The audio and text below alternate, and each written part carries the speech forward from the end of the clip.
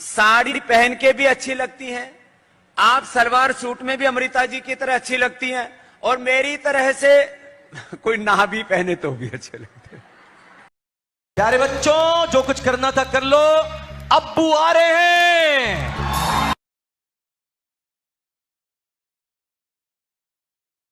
क्या दोस्तों, आज ये संदेश मैं बाबा रामदेव जी को देना चाहता हूँ। उन्होंने कहा कि औरतें बिना कपड़े के अच्छी लगती हैं। क्या बाबा जी वो भूल गए दिन जब रामलीला मैदान से आप सलवार सूट पहन के भागे थे? ऐसे न जाने कितने मैदान से आपको सलवार सूट पहन के भागना पड़ेगा, तब आप कहाँ से लाएंगे? हमारे घर की जीनत और इज्जत आबरू हमारी माँ बहनें होती हैं जो मर्यादा में रहती हैं, और उन्हीं को आप नंगा करके देखना चाहते हैं।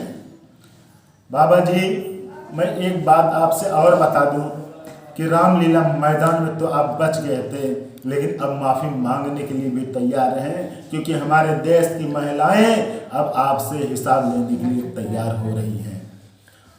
मैं ज़्यादा कुछ नहीं कहूँगा दोस्तों, आप लोगों के बीच अक्सर आता जाता रहता हूँ। मैं डॉक्टर फिरोज बादल, मीम सेना संगठन के राष्ट्रीय अध्यक्ष होने के कारण जब ये स्पीच देखा तो मुझे बहुत बुरा लगा। इसी के लिए मैं आपके पास आया हूँ, क्योंकि इनको फिर से रामलीला मैदान की जगह और किसी मैदान से बिना कपड़ों की बाबा रामदेव जी को भगाना पड़ेगा। और सत्ता का ताकत क्या है, सत्ता का पावर क्या है, ये हमें ना दिखाएं, क्योंकि हम जेल जाने के लिए भी तैयार हैं और अपनी जान देने के लिए भी बाबा जी तैयार रहते हैं, क्योंकि हम मुसलमान हैं और हमारे घर की इज्जत आबरू हमारी माँ बहनें हुआ करती हैं। याद करिए वो बाबा रामदेव जब कूदे थे आप कहीं और, सलवार पहन के भागे थे कहीं और।